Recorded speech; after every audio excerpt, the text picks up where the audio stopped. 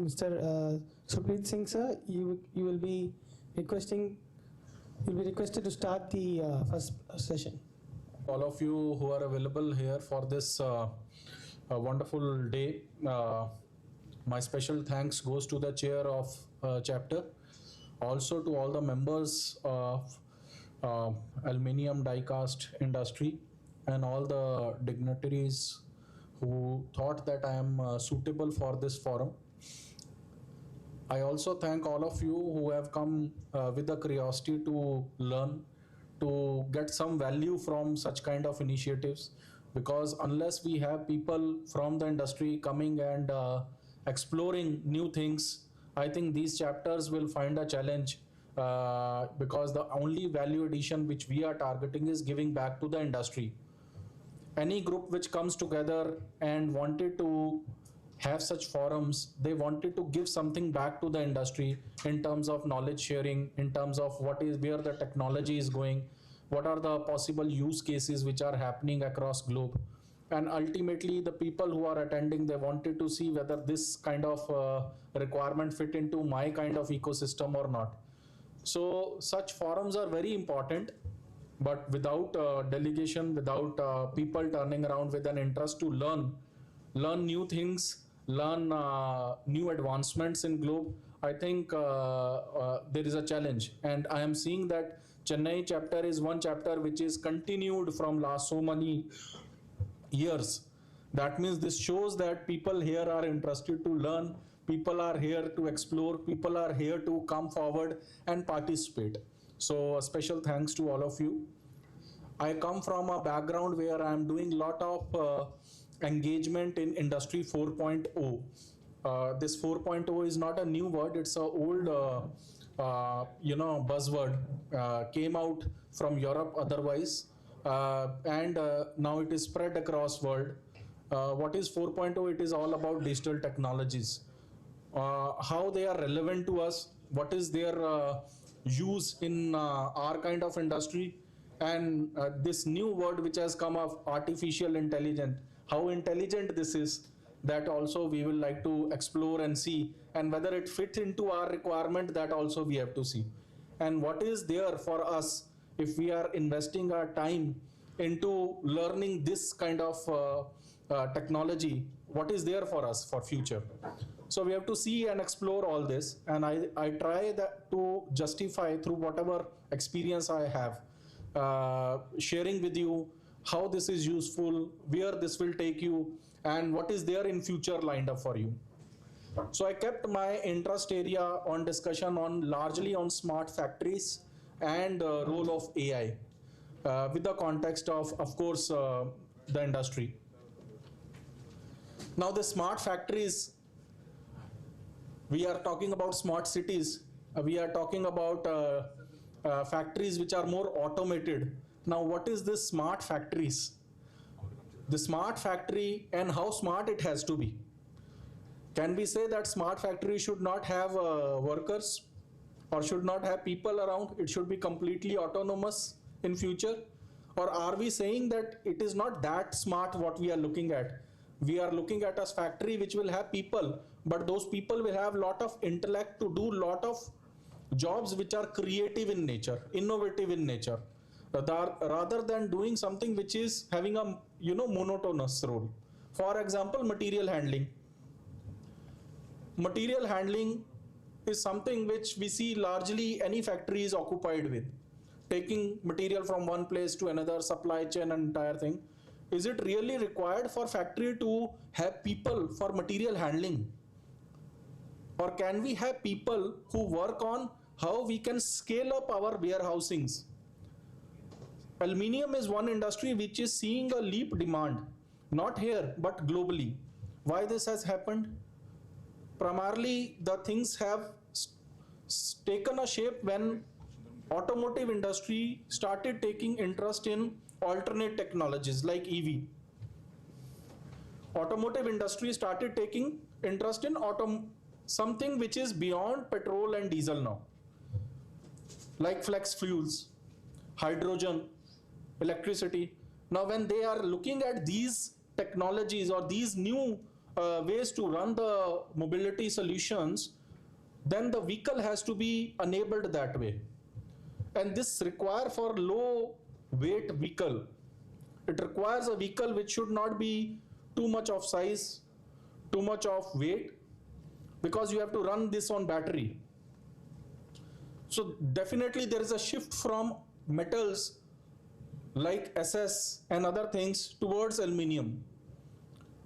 So when big players are changing their interest or they are investing in these technologies, immediately the supply chain or the what we say tier A companies and all the supply chain also has to shift the focus. And that is how the demand for other materials are increasing like aluminium. When demand is increasing and the factory is same, expansion do not happen overnight. If you have to start a factory, only a owner will know how much teething it is, because you have to look at land expansion, compliances, so many assets have to come in from so many different OEMs, people have to come in, and then you have to start. So it's a process. But if you look at global trend, things are happening very rapidly, very, very rapidly. 6 months, there is something new coming, like your mobile phones now. Every 3 months, you will have something new coming in. Similar is happening to other industries also. So the change is so fast that you cannot have expansion of factories just like that. So there is a concept on which we are working. Why don't we connect all these factories digitally? Why don't we use our people more in the way of intellect rather than using them for monotonous jobs? And why don't we connect all these factories in such a way that it is that go-to market is very fast? So there come the roles of smart factories. Smart factories are the factories which are connected, and there is lot of avoidance of something which is monotonous.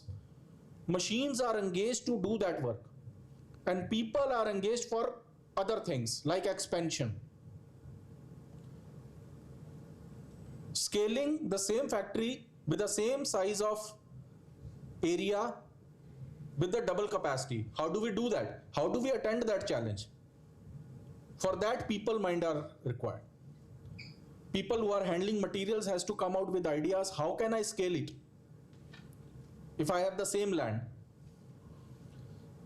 So what happens is there are new technologies, digital technologies which have come in place, which are very useful to achieve all this. Now, what are those technologies? We have to look at it. I'll start from something very basic which is known to everyone, which is design thinking. There is an opportunity in market, especially in the global market, for any industry who want to scale. They are seeing a change of products also very fast. New mold designs, new things, and now industry is not very excited to give everything, make everything and give it to supply chain that you do only this. They said, I'll give you part and rest you have to do. I just need the same part in supplies in next 3 months coming into me. So there is a design thinking role which also take you to reverse engineering scope also. You are given products or you see products which has a market now. For example, in EV there are multiple products which has a market now, and you cannot wait for people to give you that product. You just want to go and say, I have started this product. I started manufacturing this product. So how do you do that? You pick those products from market. And immediately you do the reverse engineering, you scan the products. There are 3D scanners available. GD&T people can do that, come out with their own design, with design thinking, optimization, better products. So there is a software which supports that, which is a design software. We also have in-house capabilities to do that. But then the people mind are revolving around the experience which they have, that how this design will be more prominent, more optimized. That is where people are required. Software can only do the designs, but they cannot optimize a design unless you come with that idea of how to do it. So design thinking has a scope. So all those people who are involved in GD&T should also explore design thinking. And all people who are involved in quality also should be part of this. That's one scope where you have digital technology to support that. Then comes your analytics. Because it is a process where your modes are available and they have to work under a particular temperature condition and other things. So you have to come out with more quality products. So this all cannot happen on experimentation. You cannot go and do hard testing for everything. So there are solvers available. Now these solvers are basically solvers which will test your structural part, load part, thermal part, materials, all that can happen in your lab. So people who are handling materials, people who are handling structures, they have to collaborate. They have to understand how these solvers work. And they have to learn all these solvers and use them for bringing better quality of product. So your investment in time and your investment of intellect has to go little bit to that angle. We call it as predictive analytics. Tamil Nadu is one place where world is looking for predictive analytics. All simulation, soft testing, they say go to Tamil Nadu, you will get a lot of people who can do that. But I'll go very specific in industry. How many in industry we have as dedicated people working on this? New products, whether they sustain a particular structural load, or whether they sustain a particular thermal condition, or whether they bring out the level of quality which a mold has to create, all that can be done when you sit and work on that without touching any hard testing.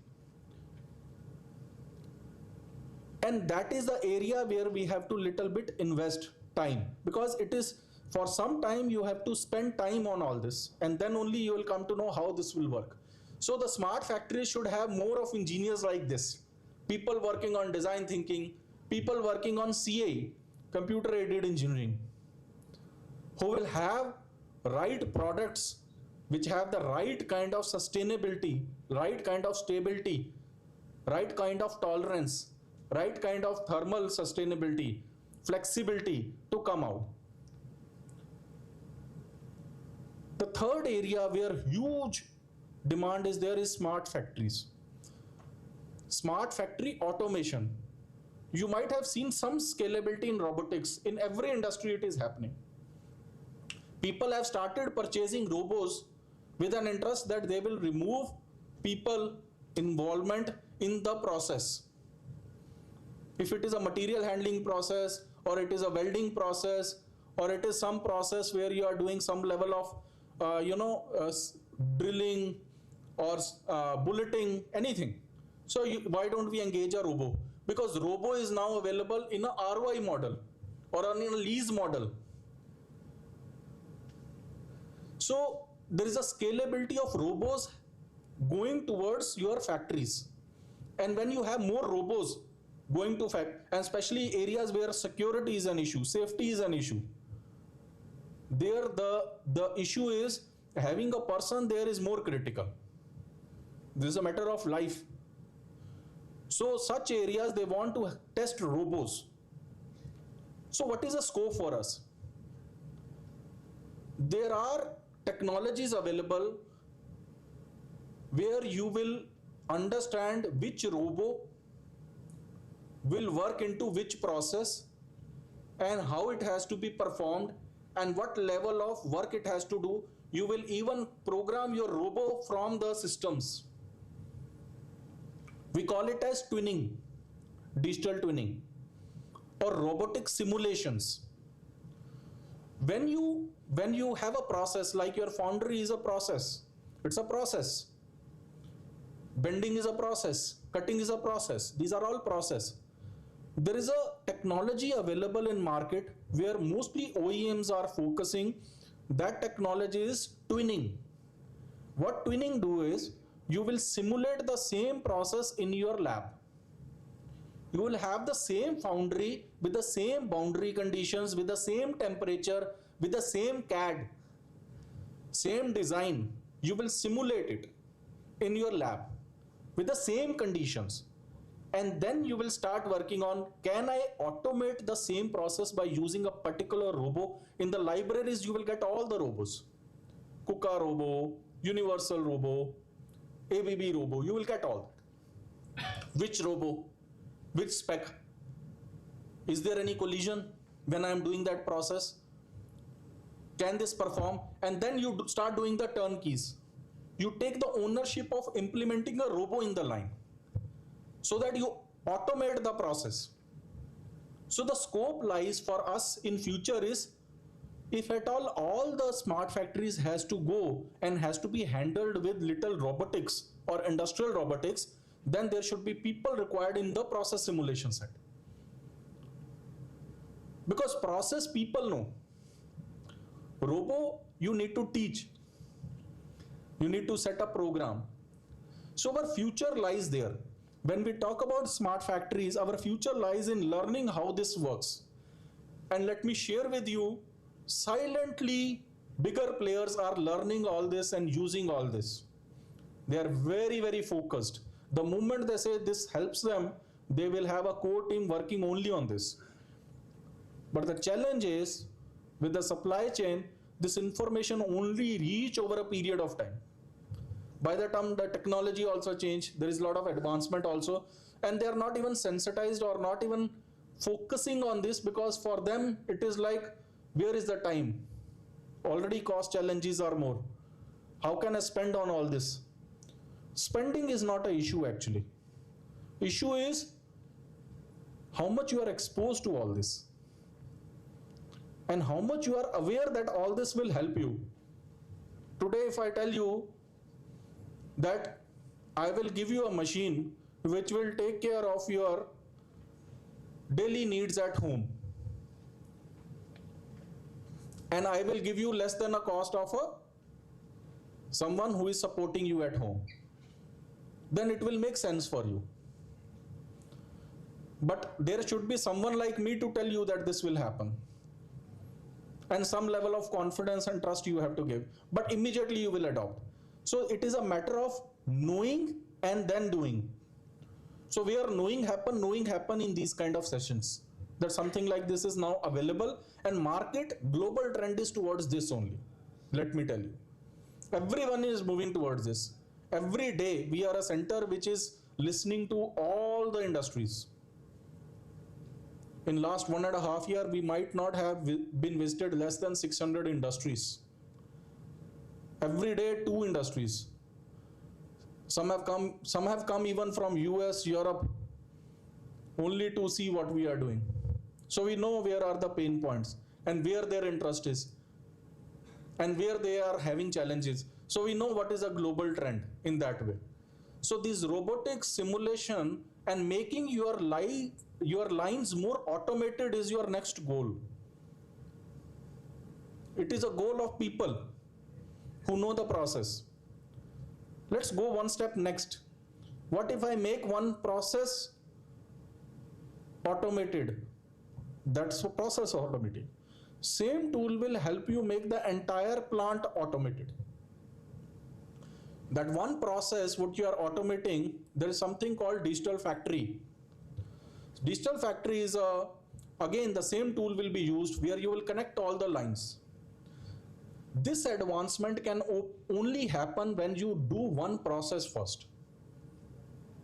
Then you will have more confidence. Okay, I did one process, now I can do 5 process.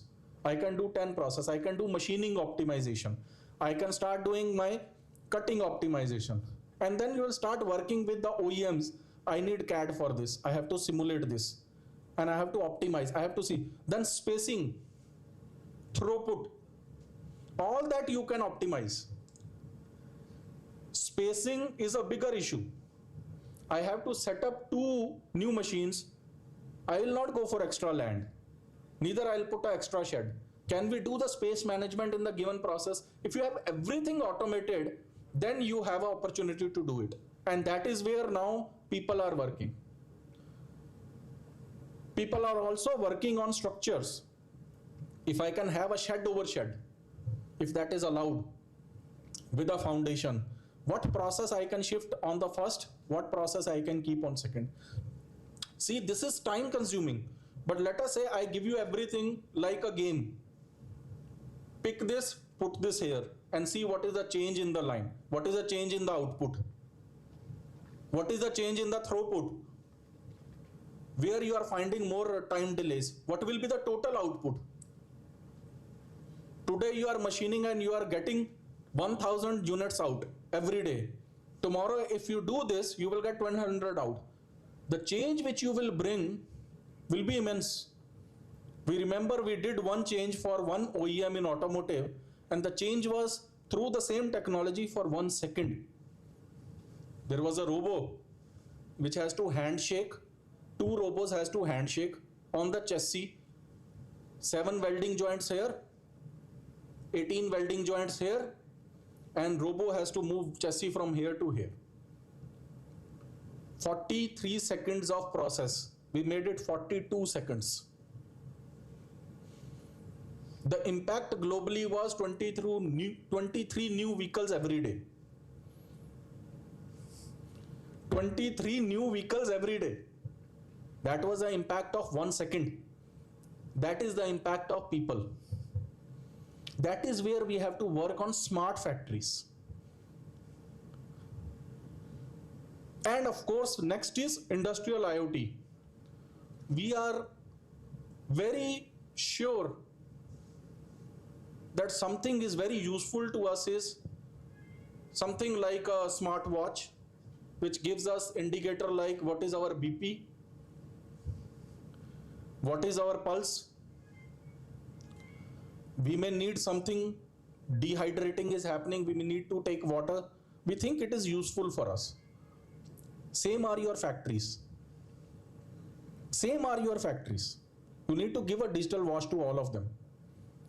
You have to start collecting data everywhere. This data is going to be the next language of world. Whether you are doing it manually or whatever way you are doing it, or you are doing it through a ERP or some other way, the technology which now is available is, the first level is industrial IoT. Connect everything with some sensors, some controllers, and start getting the data out. Start visualization of all the data. And then from there, you start analyzing the data, like your asset. So I have a product which I am manufacturing through a asset, which is a CNC machine. And I am capturing all the data of that CNC machine. And after 1 year, I'll have such a data that by using AI or by using data analytics, I can actually tell you when your machine will go down. When my machine need a repair, when my machine need a troubleshoot. So those data we have to capture at every place. Wherever possible, we should try to link a sensor and get the right data, which is useful for us to do data analytics and AI later on. And then there is something called product lifecycle management, traceability. The entire process has to be traced. Some downtime somewhere happening, where it is happening. What is the reason? What is the cause? So all that comes under your MES and PLM, traceability. So the factories which I am talking about, this will be enabled on all these technologies. Then comes the role of AI. Then comes the role of machine learning. Because unless you have this base foundation ready, what we will do with AI? And there is the future of every factory. Every factory is becoming more and more digital. Every factory is investing on their people so that their people also become more digital and try to see Kaizen in a different way now. Data perspective has to come. Lean process, what you are doing now, lean manufacturing, it should be supported, or the decision making can be supported by AI or some tool. So there is a larger scope for us. And then your expansion can happen just like that. I'll not name the OEM in Toyota or any other OEM for that reason, but their factories are so well connected that today if they have to launch a part, they just have to make changes in the design. And rest the entire factory will work on that part. That is how they have connected it. And such is the need of the market in future. That is going to be our future. So we have to go with an exposure and an interest that what all we should do in our capability, what all we should bring, so that we become ready for future. Let's look at the role also. What is AI and how it works and what exactly I can do with this? See, AI is not a technology, to be very open with you. It's not a very, when you say AI is a technology, I sometimes think, is it a technology? It's more of processing a data, how I look at it, and using that data intelligently. That's AI. Especially for the die casting process, one of the OEM, they did one AI model, studying the data of thermal condition when you are putting in aluminium in the mold. They were capturing 40,000 points every second. That data they were capturing. That provision they made. And with those 40,000 points of thermal condition every second, there's a huge data which you create when you process that. And then they were studying that data and seeing, is there a scope for quality check? Actually, they came out with an algorithm in which they will say, okay, for this kind of mold change, this kind of temperature, and this kind of, in your, when you are doing injection molding and also temperature, it has to be, and then it has to be fast also. So fast is one part of it and temperature condition is another part of it. And it keeps on changing with new parts coming in. So there is a compromisation on quality. So AI can be used there. AI can be used to study all this and implement a model with which your temperature and your fastness, speed and everything can be optimized by using a model. But the model has to be supported by data. AI works on few things. You can have AI used for object detection, like your qualities, inspections. You can have AI working on inspections. For example, the quality of the end product can be inspected by using AI. I can give a small solution for you which works on AI, and how that largely work on object detection. I will have a particular product and I will teach my model in such a way that I will identify the defects, possible defects in that model. For example, some holes, cavitation, small amount of crack is there, color change is there. All those detection very specific to that product, I will teach the model. How I will teach? I'll put all the images of the defects. I'll teach with all the defects. Same model I'll teach. And what I'll do is I'll keep inspecting through a camera, I'll keep inspecting that product and I'll keep capturing the images. So the more the camera will learn through images, the more AI will get enabled. The more defects inside that machine, the model, if model has 4,000 images for one particular instance, like a small crack, the accuracy of detection will be more. It will be like 99%. That's AI. So what it does is nothing. It will capture an image and it will start comparing that image with all 40,000 records which it has. It will go to that database and it will find the relevant, and if that matches there, then it is an error. Then it will say there is an error here. That's AI. When you go with object detection. How difficult it is? Only you need to know the engine, and free open sources are there. Even we can support that way. That's on object detection. Then neural networks. You can check the behavior, the color codes to the micron levels. Use AI in such a way in your process line that it will help you improve the quality. It will fasten your process of inspections. Today you are doing batch inspection. Let's say I am getting 100 parts, I will do inspection for 2 or 3 out of 100. But my client is saying I have to do it for all 100 parts. So I'll put an AI model there. AI will run on all the 100 parts. You can use AI for all the 100 parts. And it will also keep on learning. So as you invest on AI, it will keep on building. Then your accuracy will go to 99.9. So your involvement and your investment is on making AIs for different parts. So that kind of scope is there in AI with object detection. And then data detection, what I said in temperature. So these are the scopes which are available in industry for doing different AIs. How far it is successful will comes when we have more and more right data.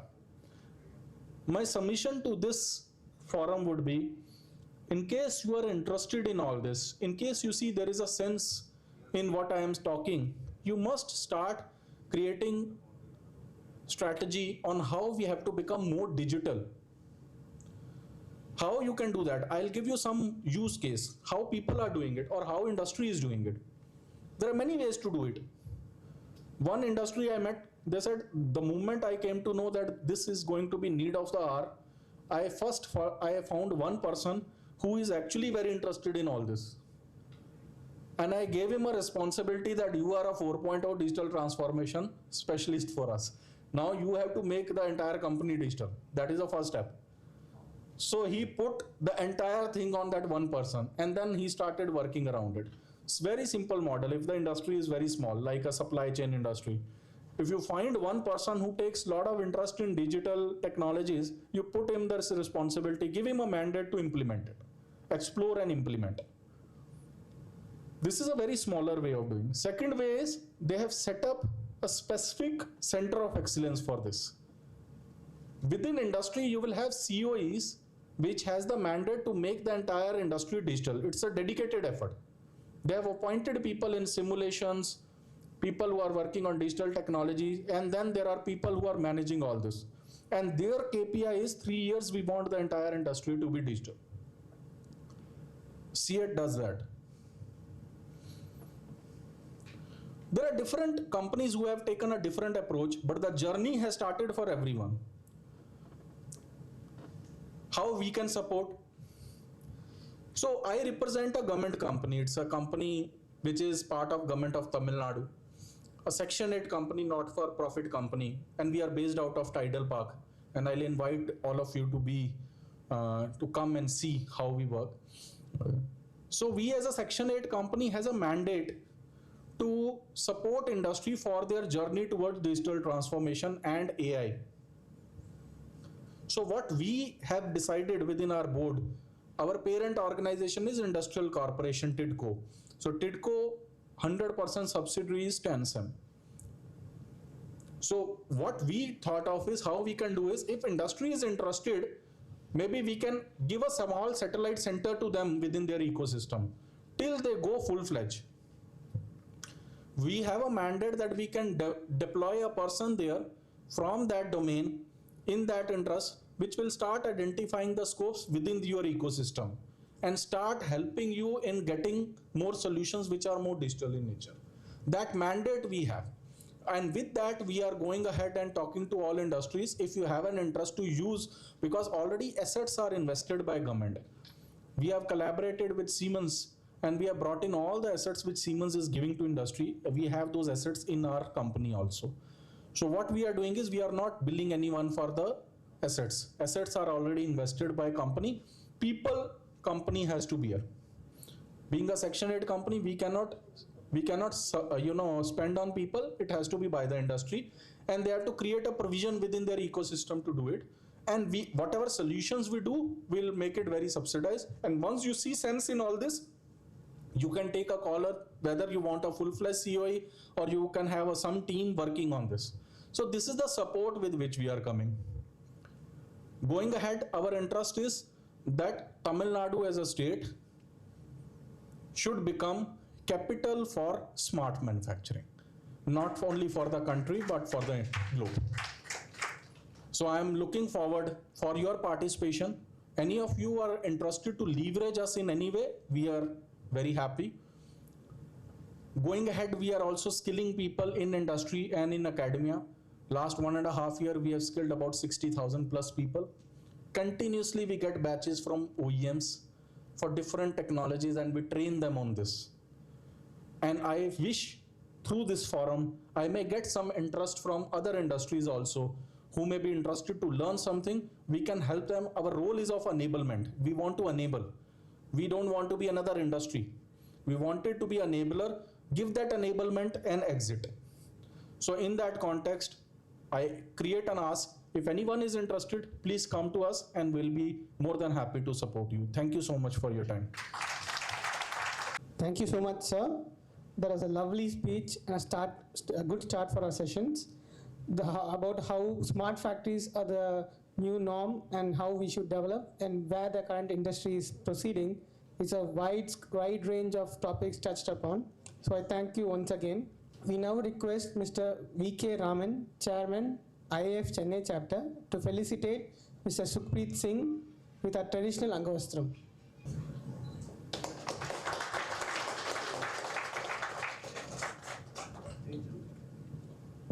I request our organizing committee chairman, Mr. S. Rajagopalan, to felicitate Mr. Sukhpreet Singh with a memento.